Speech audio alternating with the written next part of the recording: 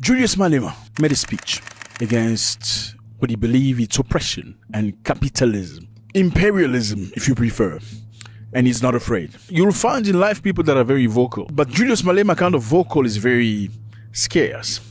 This is a very interesting speech he made, and I think you need to watch this. Let's go. Nigerian businesses, investors, and cultural industries have equally expanded to South Africa. Nigerian music, filmmakers, writers influence South African culture, just as South African universities and industries provide platforms for Nigerian talent. But this cooperation has been uneven and at times marked by suspicion and the painful experience of xenophobia. Let me be unequivocal here. Xenophobia is a betrayal of African unity. It is a sickness born of poverty, inequality, and government failure. But its victims are our African brothers and sisters. Nigerians, Zimbabweans, Congolese, and Somalis are not the cause of the South Africa's unemployment crisis. The cause lies in the untransformed economy of South Africa, which remains in the hands of white minority and multinational corporations who continue to exploit labor while refusing to industrialize. Attacking fellow Africans diverts anger from the real enemy, and we must educate our people that unity, not division, is the solution to the African crisis. If we want to end one-way migration, where Nigerians are forced to leave home in search of opportunity in South Africa, we must integrate our economies. Young Nigerian engineers should be able to work in Johannesburg, Gaborone, Windhoek, Harare, Cairo, and Accra, not as foreigners, but as Africans contributing to Africa. South African entrepreneurs should be able to set up in Lagos without suspicion, but with support as partner in the shared future. We must harmonize trade policies, align visa regimes, and build continental infrastructure that connects our people. We actually do not need a visa. We don't need a visa between South Africa and Nigeria.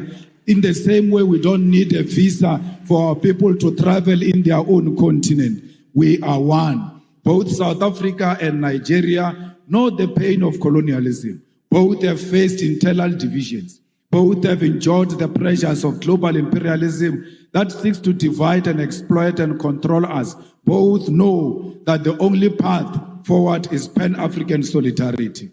We must reject the illusion that our salvation will come from Washington, London, Brussels, or Beijing. Our salvation lies here in Lagos and Johannesburg, in Abuja and Pretoria, in the hands of Africans who refuse to be divided. Together, Nigeria and South Africa can lead African continent free trade area not as a paper agreement, but as a living reality that changes the lives of ordinary people. Together, we can demand fair trade, protect our industries, and invest in education, technology, innovation. Together, we can prove that Africa is not a begging bowl, but a continent of giants. We must prove to the whole world that we are not xenophobic, we love one another. Black people are not loved in Africa and are not loved outside Africa. We have a duty to love ourselves and show the whole world on how it must treat us. We cannot treat each other badly and expect other people to treat us much better. How you treat your own brother and your own sister, it's how you teach others outside how they must treat you. The unity of our continent is paramount, and we must never associate with any xenophobic agenda that perpetuates the divisions in South Africa. Solidarity is what we need for each other. My comrades, as I close, I want to state that as Africans, our fight has never been confined to the borders. From the very beginning, the struggle of South Africa against apartheid, we knew that suffering of one oppressed people anywhere in the world is the suffering of all oppressed people everywhere. It was in that spirit that South Africa, during its liberation struggle, was embraced by Nigeria and other African nations, who declared that apartheid was not simply a South African problem, but an African and global crime. It is in that same spirit that today we say our liberation as Africans will remain incomplete if we turn a blind eye to the struggles of those who continue to suffer under occupation, colonialism, imperialism, and economic exploitation. It is this tradition of solidarity that compels us today to speak clearly on the struggle of other oppressed people. The EFF continues to stand firmly with Western Sahara, Palestine, Cuba, Haiti, the Democratic Republic of Congo as a commitment to international law and justice. In Western Sahara, Morocco's continued occupation violates the principle of the United Nations Charter and the African Union's Constitutive Act, both of which enshrined the right to self-determination. The International Court of Justice affirmed in 1975 that Morocco had no sovereignty over Western Sahara, yet decades later, the Sahrawi people remain dispossessed. In Palestine, we are witnessing one of the gravest violations of international law in modern history. The apartheid regime of Israel has for decades defied UN resolutions, the Geneva Conventions, and international humanitarian law. Collective punishment, the bombing of hospitals, the illegal taking of land, the killing of children, and the deliberate starvation of populations are crimes under the Roman Statute of the International Criminal Court. The world cannot remain neutral in the face of genocide. And just as apartheid South Africa was declared a crime against humanity, so too must be the international community recognize and act against Israel's apartheid and genocide. The importance of fighting on the level of the law was made evident in this case when the South African government took Israel to International Court of Justice to report their crimes when no other country will do so. This fight in international court was won when the court declared that indeed Israel was perpetuating genocide, a win that was necessary to sway some support away from Israel and to embolden other countries to speak out.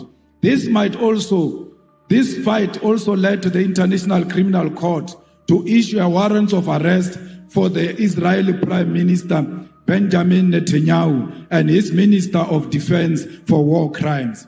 This is the power of the legal fraternity in the global fight for the oppressed. However, the ICJ pace is slow and final judgment on charging Israel with genocide has not occurred yet.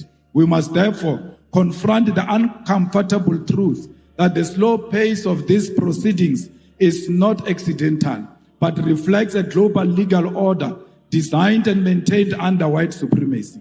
International law is swift and ruthless when prosecuting leaders of the global south, yet hesitant and cautious when dealing with crimes committed by Western powers or their allies. This is hypocrisy we must name without fear. When an African leader is accused, indictments are issued overnight, sanctions are imposed immediately, military interventions justified under the banner of international law. However, when Israel starves children in Gaza or the United States and its allies invade nations and topples governments, the same institutions suddenly discover restraint, complicity, and delay. As the legal fraternity of Africa, you cannot accept this double standard. You must be bold enough to create alternative and fair systems of accountability that do not bend to imperialist interests. If the so-called international community is unwilling to deliver justice in real time, then Africa must advance its own courts, its own tribunals, its own instruments of solidarity and protection. Just as we build liberation movements when colonialism denied us freedom, so too must we build new legal institutions when the existing ones fail us. In Cuba, for over 60 years, the United States has imposed an economic blockade in contravention of international law. including the principle of non-interference and the sovereign right of nations to choose their social and economic system. Despite this, Cuba has demonstrated a profound commitment to human solidarity, sending doctors across the globe, including to Africa, welcoming Africans into their classrooms and participating in the liberation of the oppressed. Cuba never sent their soldiers anywhere to kill anyone. Instead, they send their doctors all over to go and save life. The tragedy of Haiti is one of historical injustice. Haiti's revolution was first declaration of black freedom in the modern world, yet it was punished with centuries of economic sabotage and enforced debt. Contrary to any principle of justice, today Haiti suffers from foreign interference, the denial of sovereignty, and the imposition of external governance. International law demands reparation, debt cancellation, and the withdrawal of foreign forces so that Haiti can govern itself in dignity. We have seen DRC not experiencing peace because of its mineral resources. We must stand with DRC and demand that there must be permanent peace in DRC and everywhere else in Africa. Because DRC without peace, it will never experience economic growth. We are because DRC it is. We are the people of Southern Sudan. We must make sure that no single corner of Africa there are guns where Africans are killing each other. Africans must always be together against the enemy forces who want to exploit our country.